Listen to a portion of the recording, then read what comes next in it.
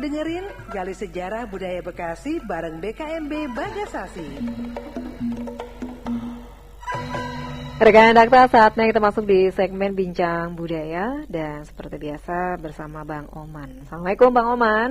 Waalaikumsalam warahmatullahi wabarakatuh. Sehat ya Bang? Alhamdulillah, kedinginan ya. Cuaca ya? Hujannya luar biasa. Luar biasa. Tentu meskipun hujan dan banjir tapi nggak menyurutkan semangat kita untuk terus mengedukasi masyarakat lewat bincang budaya kita ya Bang ya? Amin, insya Allah. Amin, insya Allah. Tema kita banjir di Bekasi Raya dan nanti mungkin ada agenda budaya di Bekasi Raya ya Bang ya. Ya. Apalagi berbicara banjir ya Bang, biasanya 5 tahunan ya, tapi sekarang tiap tahun ya Bang. Ritual. Ada apa dengan Bekasi apa mungkin dari zaman dulu, dari zaman kerajaan dulu Bang sudah banjir atau memang karena ada perubahan pembangunan dan sebagainya nih Bang? Ini catatan sejarahnya begitu. Jadi kalau banjir di Bekasi Raya ini ternyata dari zaman Ganu gitu kan. Dari tahun jebot. Ya, sebelum kita lahir mungkin kakek moyang kita generasi ke belakang itu. Iya. Sudah terjadi banjir. Maka dalam perjalanan sejarahnya kan di Bekasi sendiri pernah dibikin sungai buatan namanya Sungai Gumati ya, kali Gumati itu zaman kerajaan Tarumanegara ya.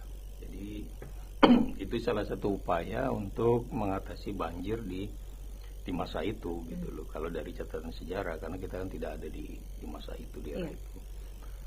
Tapi kalau kesininya ini sebetulnya kan memang bisa jadi penyebab banjir karena intensitas hujan, curah hujan yang 2 hari ini kan kita ngerasa hujannya luar biasa.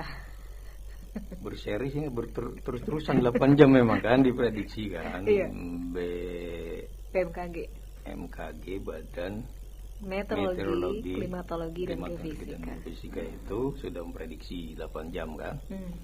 Tapi ada juga upaya merekayasa dipilah gitu kan. Tetap aja hujannya turun 8 jam. Dan biasanya kan kita punya, khususnya di kota ya, kota dan kabupaten itu ada polder ya, ada tempat penampungan, ada resapan. Nggak nampung juga kan. Intensitas yang berkelanjutan sampai akhirnya tumbah kemana-mana.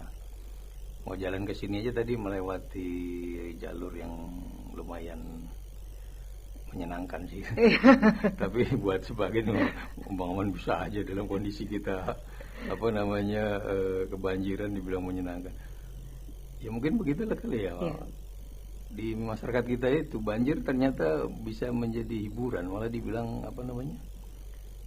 tempat wisata air yang sangat luar biasa kan. Iya. Kemarin ada yang sampai berenang segala macam gitu. Bukan musibah ya.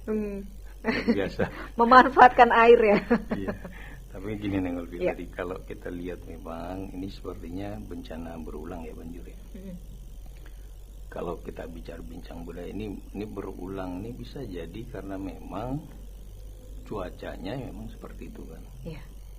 Ada cuaca ekstrim kan, ada lagi yang memang biasa, ada juga penyebabnya karena memang kondisi lingkungan yang penataannya bisa jadi ketidakdisiplinan kita sebagai masyarakat. Buang sampah sembarangan, akhirnya menutupi alur air gitu kan.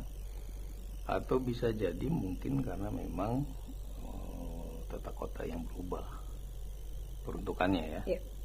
Yang dulu tempat misalnya pertanian, dulu tempat perkebunan, di mana lagi perumahan, sekarang udah berubah. Alih fungsi. Ajaib-ajaib lah gitu kan. Kemarin aja yang penataan kali sungainya udah rapi, ternyata kan masih ada kendala yang tidak pernah diduga kan. Ada sumbatan, ada jembatan yang fungsinya benar tapi tidak sesuai dengan perancangan dengan alur air kan. Di ujungnya masih ada kendala bekas bangunan yang akhirnya menutup jalan air. Ini memang PR ya. Ternyata tidak semudah membalik telapak tangan gitu kan. Banjir besar kita tuh pernah terjadi kalau dari catatan kan ada tahun-tahun sebelum kemerdekaan ya. 1924 sampai 33 itu pernah terjadi banjir besar. Kita sendiri di Bekasi khususnya pernah terjadi banjir besar kan 2020 ya kalau nggak salah. 2000 yang kita mana-mana aja susah gitu. Waktu itu saya ngalamin sendiri, tapi pas lagi ada di sebelah sana di Betawi gitu, lagi ada kegiatan, kebetulan dikasih fasilitas nginep di bangunan yang lantainya banyak gitu kan, begitu turun berapa meter pakai perahu karet. Artinya apa, banyak hal yang nggak pernah kita duga gitu loh, banjir-banjir besar seperti ini gitu kan, yang meskipun rutin sudah diantisipasi tetap terjadi, dan hari ini kan kita merasakan, gitu kan, dampaknya belum kita bicara ini, ya kan, dampak dari banjir ini. Yang jelas kalau misalnya peristiwa berulang ini masih terus terjadi, PR besar buat para pemimpin. Mudah-mudahan pemimpin kita bisa mengantisipasi. Beberapa sudah dilakukan. Pemimpin-pemimpin kita baik yang di tingkat pusat, provinsi, kabupaten, kota berjibaku lah untuk bagaimana kita akrab dengan air kan. Iya, harus ya. Mau nggak mau, kan? Mau. Karena keseharian kita di badan kita aja udah berapa liter air kan kita bawa gitu kan. Iya. Minum aja wajib 8 liter kalau nggak salah ya. Coba sih yang bayangkan kalau setiap orang 8 liter dia tumpahkan, tetap aja gitu. Tapi maksud saya bukan itu. Ini adalah sebuah kondisi di mana memang perlu kearifan bagaimana menyikapinya. PR-nya adalah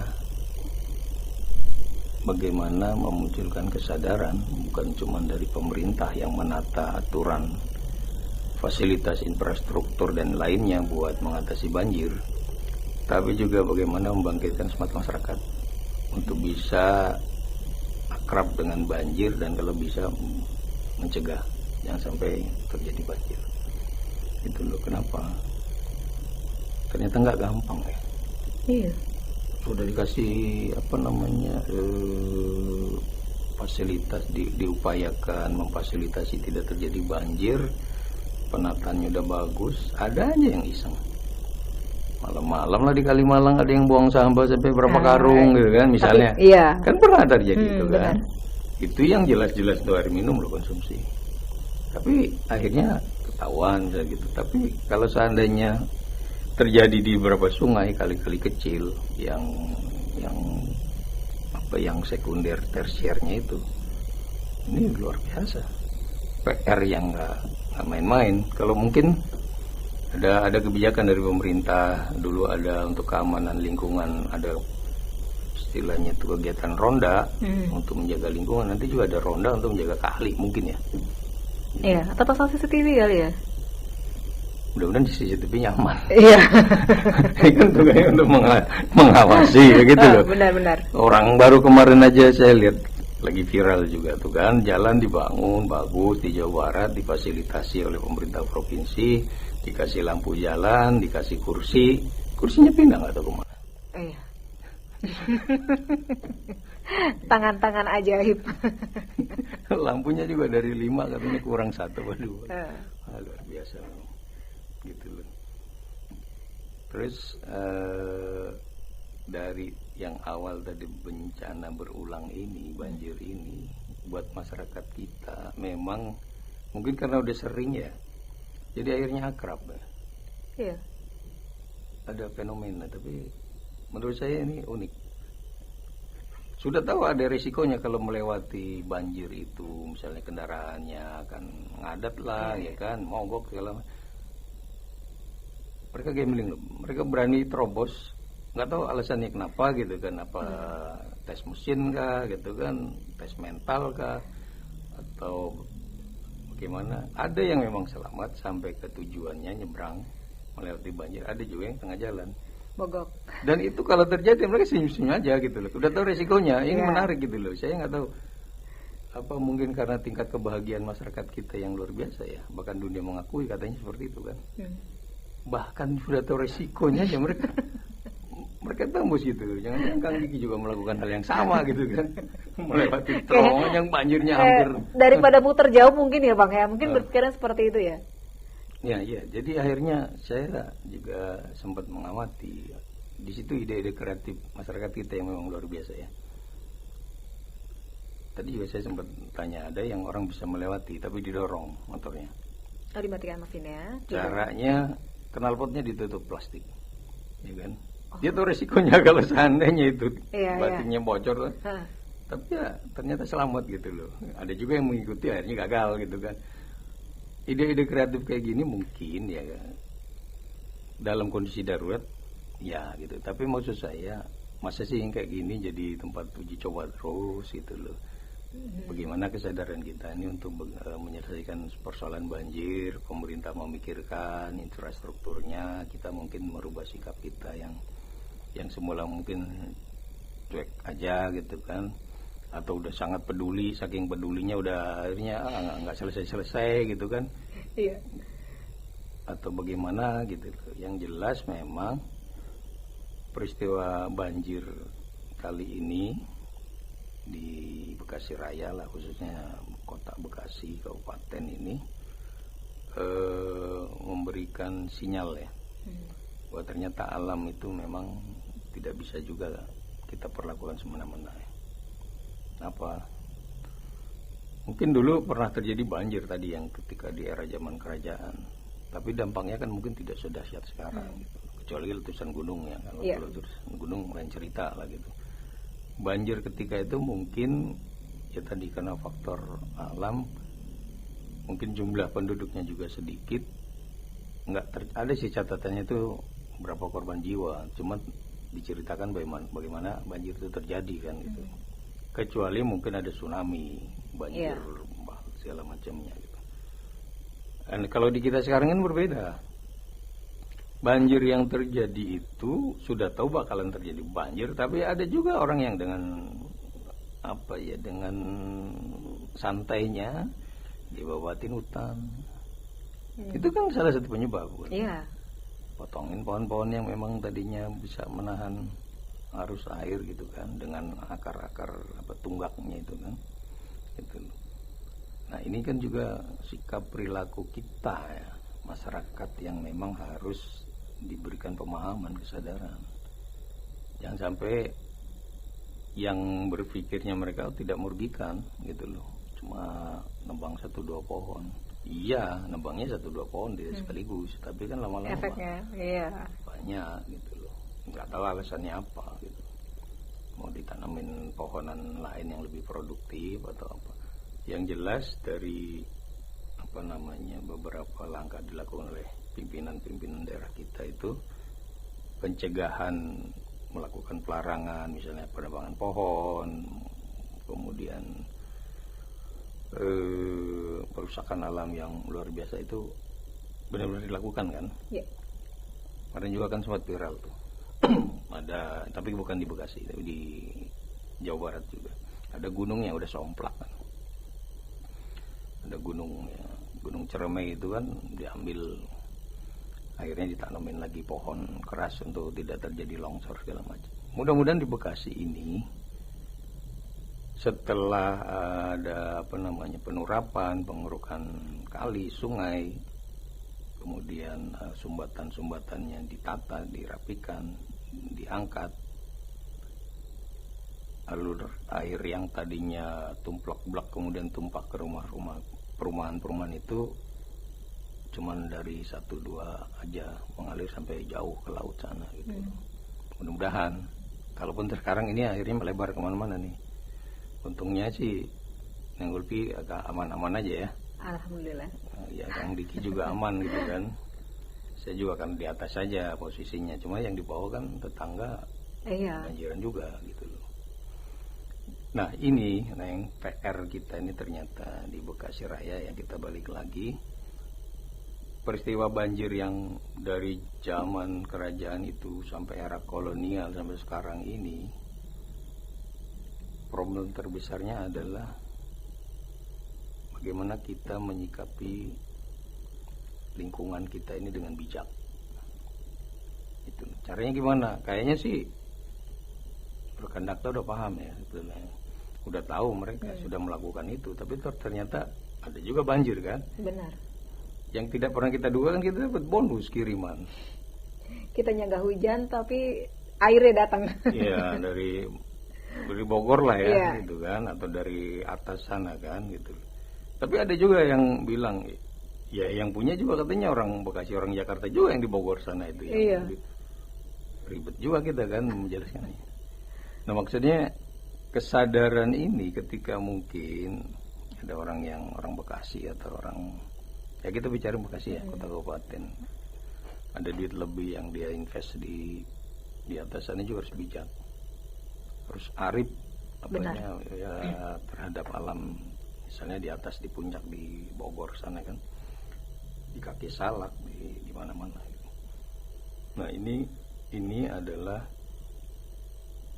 langkah supaya kita pelan-pelan bisa terbebas dari banjir. Sekalipun ya.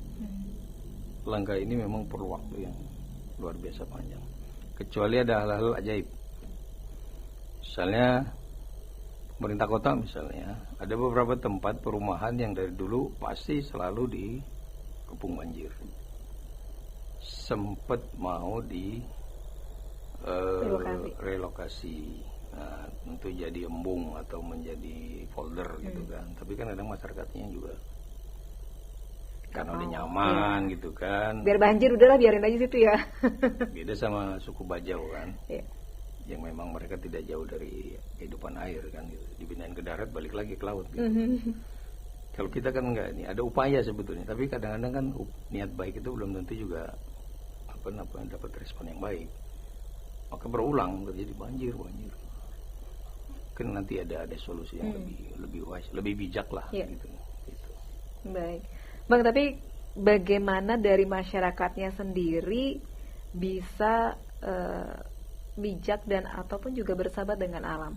Tentu kan nggak hanya di Bekasi aja ya, tetapi kan juga di daerah-daerah lainnya pun juga pasti kalau kitanya nggak sendiri, nggak bersahabat dengan alam, misalkan menjaganya, tentu toh juga sama aja nasibnya gitu, Bang.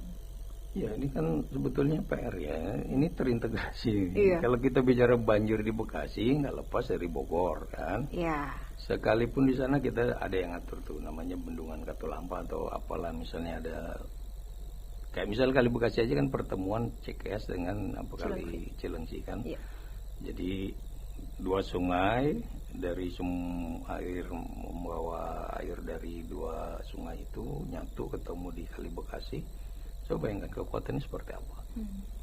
Nah, orang Bekasinya kan karena ramah, bijak, wise gitu isinya, terima aja gitu. Ternyata tumpah kan. Iya. Kali Bekasinya nggak nampung. Kalaupun nampung airnya sampai utara. Saudara-saudara kita yang di utara kebagian, ya kan. Syukur kalau dikirimnya dari atas misalnya ikan ikan nila, segala macam. Yang baik-baik.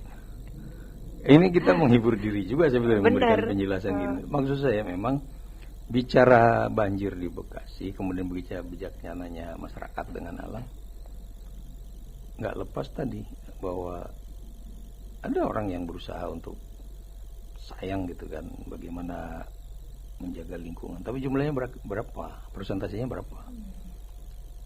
Bahkan satu orang ya yang tidak bijak dengan alam aja yang mengalahkan yang bijak banyak itu. Misalnya anggaplah 90% bijak dengan alam. 10% enggak, dengan dia gundulin hutan, dengan dia babat hutan, terjadi longsor, terjadi air dari atas yang tidak tertampung.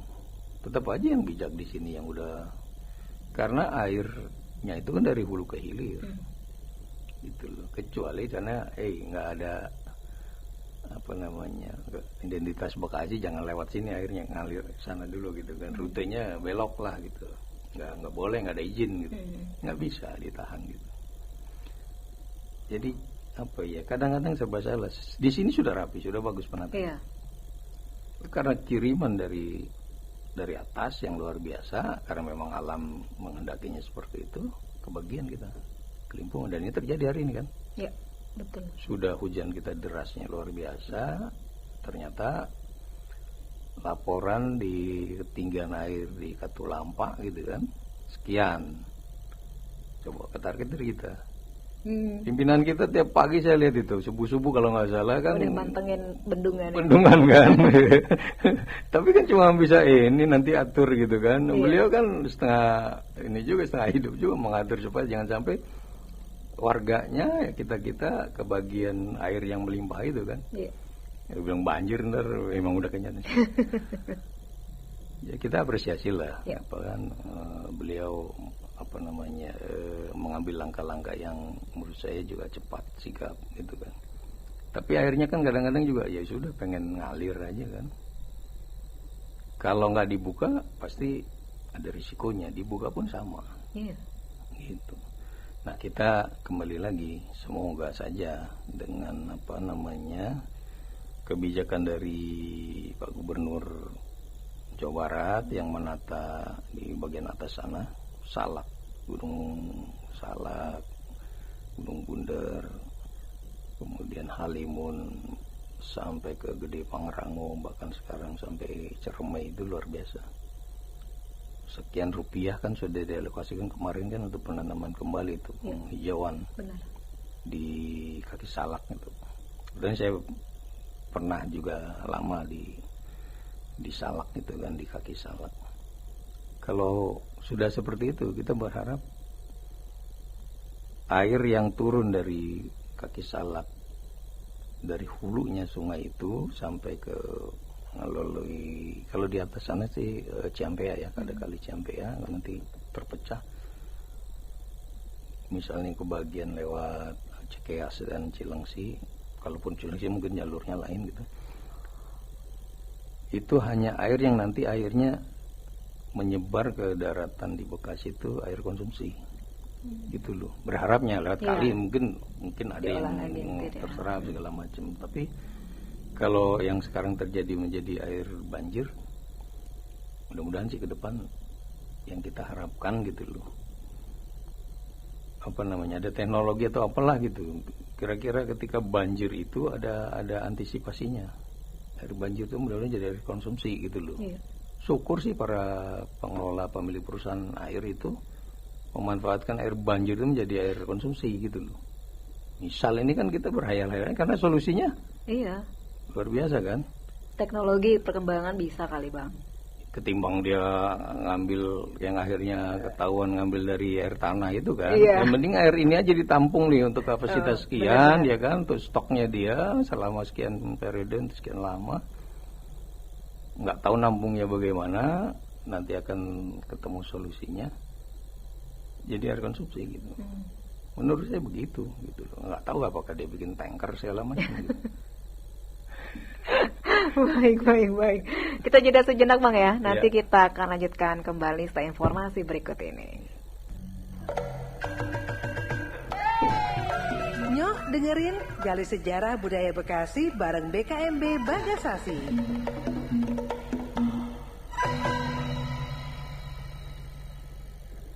Rekan dokter, kami lanjutkan kembali tema kita di hari ini terkait dengan banjir. Bang, tapi kalau untuk banjir penanganannya ketika di zaman dulu itu bagaimana ya Bang ya?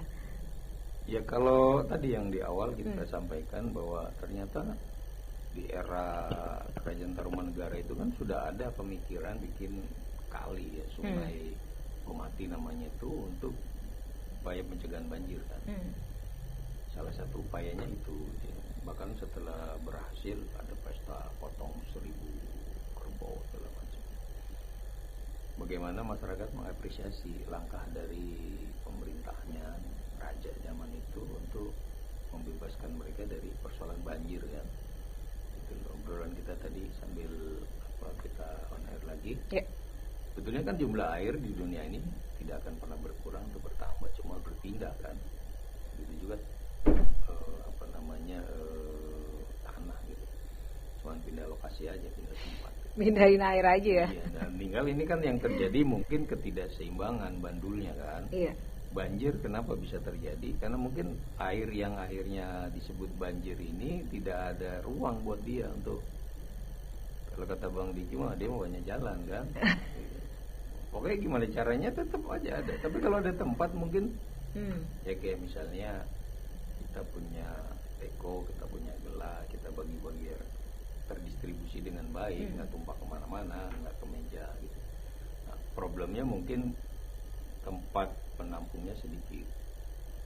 Dia salah lihat, dia pikir perumahan itu buat nampung air itu kan, bukan jalur sungai. Akhirnya dia memilih singgah dulu di perumahan kan, singgah di perkampungan, singgah di pesisir gitu. Akhirnya disebut banjir ya kan, keberlimpahan itu. Nah kalau misalnya upaya-upaya yang sudah dilakukan di era kerajaan dulu, sekarang pasti berkali-kali lipat kan upaya pencegahannya gitu. Bahkan di era kolonial aja kalau dari catatan kan dari banjir besar tadi itu sudah ada upaya bikin bendungan ya kan, dam itu kan, bikin kanal-kanal yang memang didesain, direncanakan secara luar biasa, tapi tetap aja terjadi. Belakangan kan sekarang lagi viral tentang lagu Betawi yang cerita tentang banjir kan. Jakarta kebanjiran itu ya. Kan lagunya Benyamin, ada sebelumnya juga gitu. Ada kicir-kicir banjir atau apa gitu. Jadi ada lagu di era sebelum Indonesia merdeka aja sudah ada gitu loh, banjir di masa itu gitu. Di Jakarta, berarti Bekasi juga kebagian kan. Nah kalau dari yang catatan ini kan banjir besar pernah terjadi di Cikarang, di Tambun, di Lemah Abang, dan ini mungkin terjadi sekarang, masih terjadi sekarang ini kan gitu. Tambun misalnya kan sempat viral juga kan, bagaimana orang harus menembus ya kan, kondisi banjir yang luar biasa.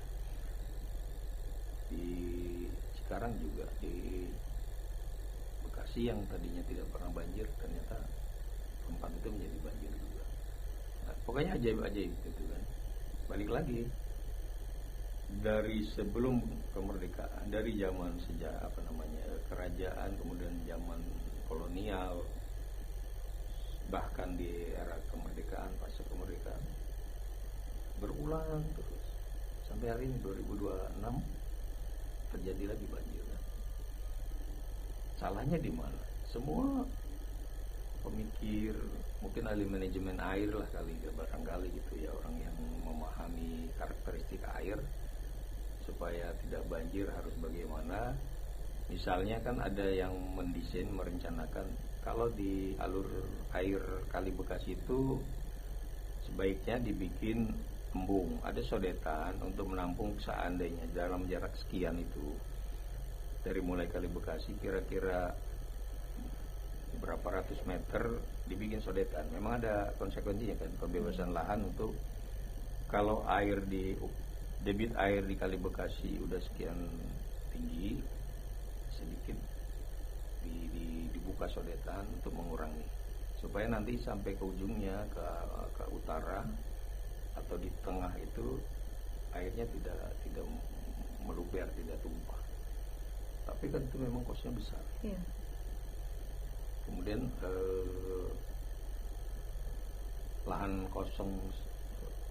kosong sendiri kan sekarang misalnya di kota agak jarang ya. Udah berubah. Iya, jadi untuk bagaimana misalnya yang di pinggir Kali Bekasi ada area kosong dijadikan sodetan untuk penampungan sementara. Jadi embung-embung. Kalau debit airnya tinggi kan pasti ada pemberitahuan tuh. Dari Katulampa atau dari mana itu. Nanti ketinggian air sekian. Begitu masuk Kali Bekasi dibuka sodetan, pintu sodetan itu pasti berkurang kan. Makin ke utara, arah utara dibuka lagi sodetan, lama-lama ketinggian air itu makin normal gitu. Tapi untuk ke situ, ke titik itu, ke kosnya nggak sedikit. Area pembebasan lahannya bisa dilakukan ya, bertahap gitu. Nah, kalau ini sudah bisa dilakukan, ya mudah-mudahan tadi ya, kita tidak bicara bagaimana peran misalnya para pengusaha, pemilik air minum kemasan segala macam. kalau banjirnya akhirnya bagaimana nih gitu. Syukur ada mesin yang bisa menetralisir, langsung jadi air minum kan gitu. Iya, benar. Tapi kan itu salah satu upaya yang kosnya juga nggak sedikit. Seandainya tadi itu yang para pemikir orang-orang hebat sudah memberikan solusi, kalau bisa di sepanjang Kali Bekasi itu dibikin sodetan-sodetan. Ketinggian air yang ketika masuk ke wilayah Bekasi sedikit-sedikit dikurangi. Masuk ke sodetan itu dengan debit yang kan bisa diprediksi gitu loh. Nah, sodetannya itu, embung-embungnya itu atau folder-foldernya itu kapasitasnya bisa menampung berapa. Gitu. Kalau kayak tadi misalnya 8 jam hujan yang luar biasa, berarti ada beberapa sodetan yang dibutuhkan. Kalau itu dilakukan, entah siap dalam periode mana, mungkin berapa tahun ke depan, mudah-mudahan banjir di Bekasi ya, Bekasi Raya ini bisa dicegah gitu. Dan ini mungkin tidak cuma tugas dari pemerintah kota kabupaten, provinsi dan pusat juga mungkin harus memikirkan, karena memang kan mengganggu semua kan kalau ada banjir. Benar, aktivitas masyarakat. Bukan cuma itu, ada produksi yang skalanya nasional internasional kan ada terhenti. Nah, iya, apalagi Bekasi industri ya Bang ya. Makanya jadi dampak dari banjir ini luar biasa. Masyarakat jelas aktivitasnya berhenti, nggak total ya, tapi berkurang gitu, ruang geraknya. Mudah-mudahan ya tadi yang disampaikan itu, ini hasil pemikiran cendekiawan ya. Yeah. Saya hanya menyampaikan aja. Ada yang sudah coba memberikan solusi. Jadi kalau seandainya Bekasi mau terbebas dari banjir, harus ada upaya untuk membuat sodetan sepanjang Kali Bekasi. Tinggal dihitung berapa jumlah sodetannya, berapa biayanya. Tapi kalau dilihat di bantaran Kali Bekasi juga sudah banyak bangunan gitu Bang ya. Kayak resikonya kan, harus kan ada misalnya kalau memang kebutuhan untuk kemaslahatan masyarakat, umat, dia ada konsekuensi kan gitu. Tinggal tadi masyarakatnya mau nggak gitu loh. Contoh yang paling sederhana ya udah tahu dia banjir rutin kan, ya kan, reguler event. Bukan 5 tahun lagi tiap tahun. Tapi ketika diminta misalnya untuk istilahnya resla atau apa dipindah ini kan, relokasi gitu, jadi relokasi, kadang keberatan mereka kan, karena udah nyaman. Nah serba salah jadinya. Ya itulah kan resikonya. Ya memang ada seru-serunya juga ya mau memerintah, memimpin itu gitu. Mungkin karena kita kan masyarakat hanya menyampaikan aja. Tapi pemimpinnya juga jangan-jangan nggak bisa tidur mikirin rakyatnya. Mudah-mudahan sehat semua lah ya pemimpin kita gitu. Karena mereka sangat saya lihat belakangan sudah berupaya maksimal gitu. Mudah-mudahan sih tadi, anggaplah dari bendung Kali Bekasi itu ya, ada sodetan di kiri atau kanannya sampai ke arah utara sana, ke Muara gitu loh. Anggaplah di situ gitu. Bukan kita kok cuman berpikir gitu misalnya tentu. Kayaknya itu bisa mengurangi juga kan gitu. Potensi banjirnya. Siap. Kita jeda kembali Bang Oman dan kita akan lanjutkan kembali setelah informasi berikut ini. Rin, gali sejarah budaya Bekasi bareng BKMB Bagasasi. Rekan Dakta, kami lanjutkan kembali terkait dengan banjir. Tentu kita berharap ya Bang ya setiap tahunnya nggak banjir ya. Hujan memang kita nggak bisa mengelak ya Bang, tapi bagaimana kita bisa mengurangi banjir yang ada di Bekasi Raya ini Bang? Silakan. Yang penting kan hujan itu rahmat ya. Mudah-mudahan sih pastilah di balik semua ini ada pesan ya, ada hikmahnya kan. Iya. Kalau kata yang biasa menerima keadaan banjir, kadang-kadang dapat aja kiriman itu ada ikan-ikan yang lepas lah gitu. Ada juga yang anggap hiburan lah, jadi apa namanya, kolam renang terbuka gitu kan. Yang jelas kita memang harus apa namanya menyikapinya dengan bijak juga. Karena memang pasti dampak dari banjir ini selain mungkin kerugian materi ya, buat beberapa saudara kita kan yang punya kendaraan yang kerendam mungkin harus masuk bengkel, atau mungkin juga apa namanya yang roda 2, roda 4 gitu kan, mungkin ada yang 6, ada 8 gitu kan. Ada kos tambahan, ada biaya tambahan kan untuk memperbaiki kendaraan-kendaraannya. Begitu juga mungkin dengan barang-barang di rumahnya yang tidak aman dari air ya, dari banjir, karena mungkin nggak sempat antisipasi. Iya, benar. Karena di kantor, karena mungkin lagi apa liburan ke negeri orang misalkan, tiba-tiba di rumahnya banjir, dapat kabar gitu kan. Nah, kita ini mungkin kembali bahwa ternyata air itu kadang-kadang memang kalau sedikit banyak manfaatnya ya gitu loh kan. Artinya untuk ukuran normalnya gitu. Tapi kalau kelebihan juga nggak bagus kan, seperti banjir saat ini. Menyikapinya bagaimana? Tadi kita berusaha, mungkin bukan kapasitas kita individu, orang per orang gitu kan. Misalnya pemerintah dalam hal ini sudah berupaya untuk mengantisipasi banjir. Kita ulang lagi bahwa sejak dulu aja udah upaya gitu loh, bikin kali, bikin segala macamnya gitu. Tapi upaya itu ternyata kan tidak sejalan dengan apa yang diharapkan. Buktinya sampai hari ini masih kejadian. Langkah berikutnya adalah bisa jadi upaya itu belum maksimal, ya kan? Yang harusnya mungkin bikin kalinya 1 gitu kan, nanti jadi 2, jadi 3 susun. Kan nggak pernah terbayangkan ada Kali Malang. Di mana-mana kan kali itu dari hulu ke hilir, maksudnya dari selatan ke utara, dari gunung ke bawah gitu kan.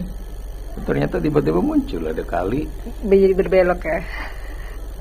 Dari Ngetan ada dari barat, dari timur ke barat ya? Gitu kan gitu loh. Jadi itu kan terobosan.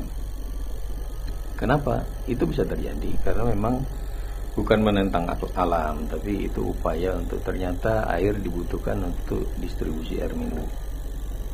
Bisa jadi nanti banjir yang sekarang belum pernah terbayangkan nanti jadi apa, ke depan menjadi apa. Yang sekarang mungkin dianggap musibah nanti menjadi berkah, gitu loh. Nah, kita menyikapinya mungkin saya yakin nih malam ini rekan Dakta juga berpikir gitu loh. Apalagi yang lagi di rumahnya ngadepin banjir kan. Bisa aja nih katanya Pak Maman sama Neng Ulfi gitu kan, ngomongin banjir kayaknya santai-santai aja karena di studio kan. Di sana mungkin mereka berpikir nanti jangan-jangan dari situ ketemu solusi. Gitu. Dia tidak pernah tahu kan, nggak pernah tahu nanti ada misalnya kalau suara aja bisa kayak di studio ini ada peredam ya, peredam suara nggak kedengeran keluar kemana, jangan-jangan nanti air juga terserap. Ada teknologi yang membuat orang banjir rumahnya dalam tempo sesingkat-singkatnya hilang air itu, gitu loh. Kan bisa aja kan, karena kita belum sampai. Gitu. Karena kemampuan otak kita kan kalau diberdayakan secara maksimal melewati fase yang luar biasa gitu. Nah, kita dalam kondisi seperti ini kadang memang juga harus berpikir rasional. Yang penting kan mudah-mudahan dalam kondisi banjir stok beras kita tetap terjaga. Minimal mungkin yang instan ya kan. Aman ya. Aman ya kan. Logistiknya aman, kemudian kesehatannya juga terjaga segala macam. Jadi menghadapi banjir itu ya dengan apa namanya ya tidak terlalu was-was. Apalagi nanti mungkin dari pemerintah juga sudah mengantisipasi itu. Itu loh. Mana nih? Karena orang banjir tuh kadang-kadang udah kirim makanan gitu segala macam, dia lupa makanan tuh ada yang bisa tahan lama, ada yang ada yang sebentar basi atau apa. Itu harus dipikirkan. Masyarakat yang saudara-saudara kita yang sekarang lagi ngalamin banjir, mudah-mudahan diberi kekuatan lahir batin ya, fisiknya segala macam. Kenapa? Cuacanya juga kan memang masih. Iya. Mudah-mudahan sampai besok aja lah. Iya. Kan? Karena minggu juga saya bikin kegiatan, mudah-mudahan cerah gitu kan. Tapi ini di luar konteks banjir, ada kegiatan kebudayaan. Iya. Gitu. Karena semua kan juga orang berdoa semoga nggak banjir karena udah punya agenda yang sudah tersusun jauh-jauh hari ya Bang ya. Akhirnya ketunda. Iya. Ya kan. Makanya tadi kita berharap secara mental saudara kita di Bekasi Raya ini kuat, ya kan. Kalau yang kena musibah banjir, kita berharap selalu diberi keselamatan kesehatan, mentalnya segala macam. Yang nggak kena banjir, mudah-mudahan mikirin juga saudara-saudaranya gitu loh, yang kebanjiran gitu kan. Nggak kebanjiran juga efeknya luar biasa. Iya. Karena memang terkait satu sama lain kan. Iya benar. Iya kan, jadinya ya kadang-kadang itu tadi mungkin dengan musibah ini jadi anugerah juga gitu loh. Karena nggak bisa dipungkiri gitu loh. Semua saling terkait, ya kan? Yang mau usahain segala macam, udah semua jadi kalau dibicara keluhan nggak boleh mengeluh. Iya. Tapi ini tantangan, dinikmati sambil berpikir, berdoa. Mudah-mudahan saya selalu kan bilang, mudah-mudahan hari esok lebih baik dari hari ini. Gitu. Kalau agenda lain tadi yang saya bilang ada agenda kebudayaan yang minggu besok itu akan dilaksanakan. Iya, baik. Agenda kebudayaan ya Bang ya. Iya. Apa nih Bang yang terdekat dan mungkin nanti masyarakat juga bisa mengetahuinya dan bisa datang gitu Bang. Ya memang tempatnya terbatas. Kita undang beberapa komunitas, ada sekitar 15-20 komunitas yang tempatnya di Creative Center Bekasi itu ada bincang budaya Pekan Budaya Bekasi di volume 3. Nanti bicara tentang pluralitas di jejak pluralitas di Bekasi Raya. Narasumbernya ada Pak Jenderal Kemal Hendrayadi, kemudian ada Bang Haji Farai Said, Bang Han Mutahar, dan ada lagi masih tentatif Pak Rudi Hermawan. Jadi pluralisme di Bekasi Raya itu, pembauran di Bekasi Raya sudah lama, sudah dulu. Gitu. Nanti kita bincang bagaimana indahnya persaudaraan yang terjalin di masyarakat Bekasi Raya ini. Dan itu menjadi sebuah kekuatan bagaimana Bekasi bisa seperti sekarang. Gitu. Baik. Ini pada Ahad ya Bang ya, Ahad besok ya? Tanggal 25. Tanggal 25 di Bekasi Creative Center atau di Lapangan Multiguna ya? Iya betul. Baik, jam berapa nih Bang? Jam 9. Oke, jam 9 pagi. Pada Ahad 25 Januari jam 9 pagi ya. Jadi masyarakat mau tahu tentang semuanya pluralitas budaya di Bekasi ya, bisa datang langsung ya Bang ya? Iya, nanti daftar dulu. Kalau enggak nanti kuotanya, karena kursinya kan terbatas. Oh iya benar. Iya, ada 88. Mudah-mudahan sih masih bisa lah nampung 1-2. Karena kita undang Baik. Bang, di sesi ini di terakhirnya apa yang disampaikan kepada masyarakat terkait dengan tema kita di hari ini, silakan. Yang jelas sebagai warga Bekasi kita prihatin dengan peristiwa banjir yang masih terjadi di Bekasi kan, ya kan.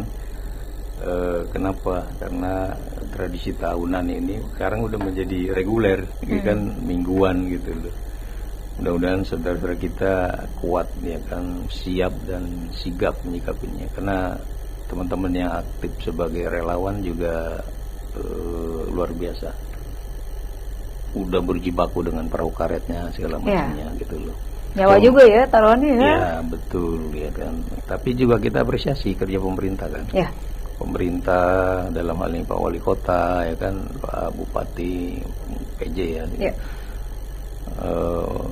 Kayaknya tidurnya kurang ya kan, jam tidurnya berkurang. Sama masyarakat juga cemas sih. Iya, jadi kalau masyarakat memang terkena musibah kan, Iya. ya memang konsekuensi dari pemimpin begitu. Benar. Dan bagaimana bersikap bersiaga, mencoba memfasilitasi apa yang dibutuhkan, yang harus diambil keputusan untuk menyelesaikan persoalan-persoalan gitu. Ya, kita berdoa buat masyarakat kita, ya kan, buat kita orang yang memang dalam kondisi seperti sekarang ini selalu sehat, ya kan, Amin, diberi kekuatan. Juga kita mendoakan pimpinan-pimpinan kita istiqomah dalam menjalankan amanahnya, ya kan, komitmen, ya kan, konsisten gitu kan, punya keberanian. Yang penting bebaslah dari persoalan-persoalan yang seperti terjadi beberapa waktu lalu gitu. Kita mendoakan itu. Amin, amin. Yang terbaik untuk kita semuanya, Bang ya. Amin. Amin, amin, insya Allah. Baik, terima kasih Bang Maman sudah hadir di Data. Sehat selalu. Assalamualaikum warahmatullahi wabarakatuh. Waalaikumsalam.